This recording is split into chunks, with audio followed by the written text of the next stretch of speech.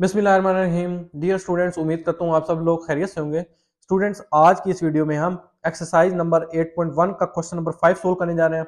Question number 5 में वो कह रहा है in each case find an equation of circle which. इस क्वेश्चन में हमारे पास दो पार्ट्स हैं, दोनों पार्ट्स में हमने इक्वेशन ऑफ सर्कल फाइंड करनी है।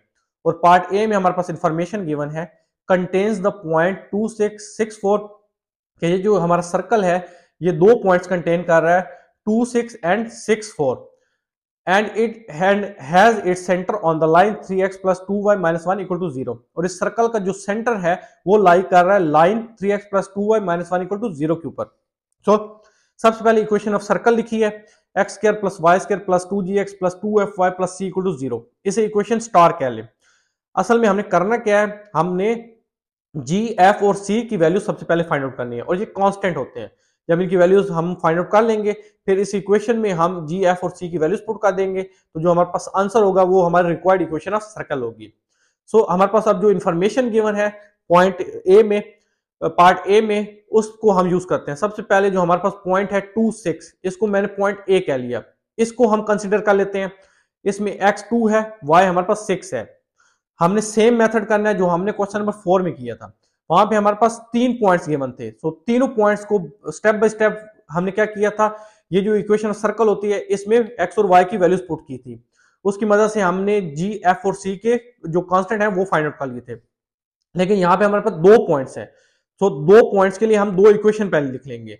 और ये जो हमारे पास थोड़ी सी इंफॉर्मेशन गिवन है कि हमारा जो सर्कल है इसका सेंटर इस लाइन के ऊपर लाई कर रहा है, तो इस इंफॉर्मेशन को यूज करके हम जो हमारा तीसरा कांस्टेंट है वो फाइंड आउट कर लेंगे। तो सबसे पहले पॉइंट ए जो है जिसके कोऑर्डिनेट्स 2, 6 हैं, इसमें x 2 है, y 6 है। ये वैल्यूज पुट कर दी x और y की इक्वेशन ऑफ सर्कल में, x square plus Y square plus 2gx plus 2fy plus c equal to 0। Simplify करें तो यहां से c की वैल्यू आ जाती है -40 -4g -12f। इसे इक्वेशन 1 कह दिया। अब जो हमारे पास सेकंड पॉइंट है पॉइंट बी जिसके कोऑर्डिनेट्स हैं 6, 4, इसमें x 6 है और y 4 है। अगेन ये वैल्यूज पुट कर दी इक्वेशन ऑफ सर्कल में, x square plus Y square plus 2gx plus 2fy plus c equal to 0।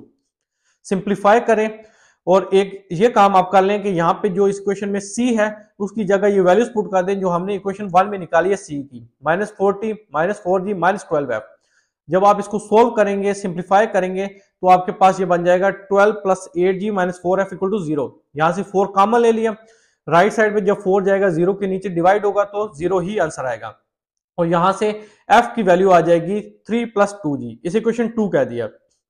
अब जो हमें पता है कि जो सर्कल का सेंटर होता है वो होता है -g -f, और हमें यह बताया गया है कि ये जो हमारा सर्कल है इसका सेंटर जो है वो लाई कर रहा है line 3x plus 2y minus 1 equal to 0 के ऊपर। लिहाजा ये जो -g और -f है ये हमारे x और y हैं इस केस में। सो x और y की जगह आप -g -f पुट कर दें, सिंप्लीफाई करें तो ये आंसर आ जाता है। और f की जगह आप पुट कर दें इक्वेशन 2 में जो हमने f की वैल्यू निकाली है 3 प्लस 2g।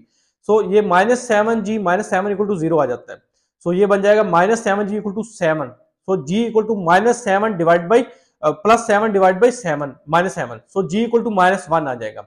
अब आप ये g की वैल्यू यहां पे पुट कर दें इक्वेशन 2 में तो आपके पास f की वैल्यू आ जाएगी और f की वैल्यू आ जाती है 1।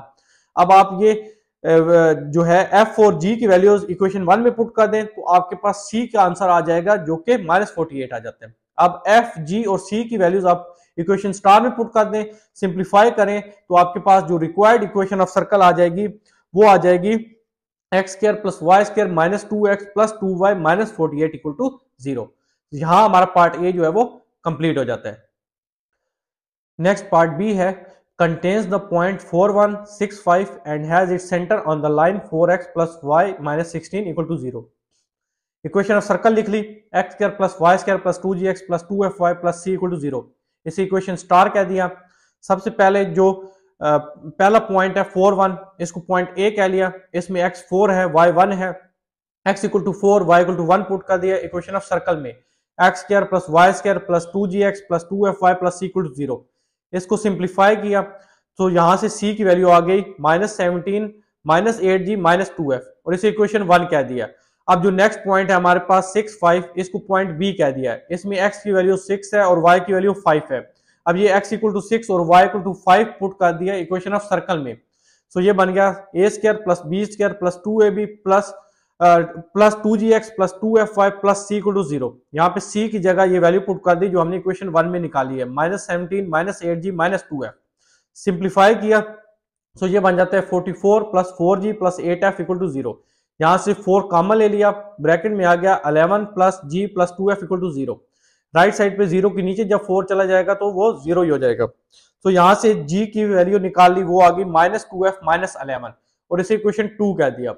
अब जो हमारे पास इंफॉर्मेशन गिवन है कि जो हमारा सर्कल है इसका सेंटर जो है वो लाई कर रहा है और line 4x plus y minus 16 equal to 0, क्योंकि हमारे पास जो सर्कल का सेंटर होता है वो होता है -g -f। इसका मतलब है ये जो -g और -f है ये हमारे x और y कोऑर्डिनेट्स हैं इस लाइन के। सो ये लाइन है 4x plus y minus 16 equal to 0, x की जगह -g और y की जगह -f पुट कर दिया। तो जब इसको सिंप्लीफाई किया और g की जगह हमने यहाँ पे जो वैल्यू निकाली इक्वेशन 2 में वो पुट कर दी -2f -11। सिंप्लीफाई करने के बाद यहाँ से हमारे पास f जो है उसकी वैल्यू आ जाती है -28/7 और 7 4 टाइम जो है 28 होता है। सो f की वैल्यू आ गई -4। अब आप ये f की वैल्यू जो है इक्वेशन 2 में पुट कर दें तो आपके पास g की वैल्यू आ जाएगी -3। जब g की वैल्यू आ गई अब आप इक्वेशन 1 में g और f की वैल्यूज यूज कर देंगे, सोल्व करेंगे तो आपके पास c का आंसर आ जाएगा 15। g, f और c तीनों कांस्टेंट्स की वैल्यू हम फाइंड आउट कर चुके हैं। अब इक्वेशन स्टार में हम ये तीनों वैल्यूज पुट कर देंगे, सोल्व करेंगे तो हमारे पास इक्वेशन स्टार बन जाएगी x² plus y² minus 6x minus 8y plus 15 equal to 0 और ये हमारी रिक्वायर्ड इक्वेशन ऑफ सर्कल है। तो स्टूडेंट्स यहाँ पे हमारा क्वेश्चन नंबर 5 जो है वो कंप्लीट हो जाता है। अगर आपको कोई स्टेप जो है वो समझ ना आया तो कमेंट सेक्शन में जरूर बताएं। वीडियो पसंद आए तो वीडियो को लाइक शेयर कर दीजिएगा। हमारे चैनल पे नए हैं तो चैनल को सब्सक्राइब कर दें। अपना बहुत ख्याल रखिएगा, मिलते हैं नेक्स्ट वीडियो में, तब तक के लिए अल्लाह हाफिज।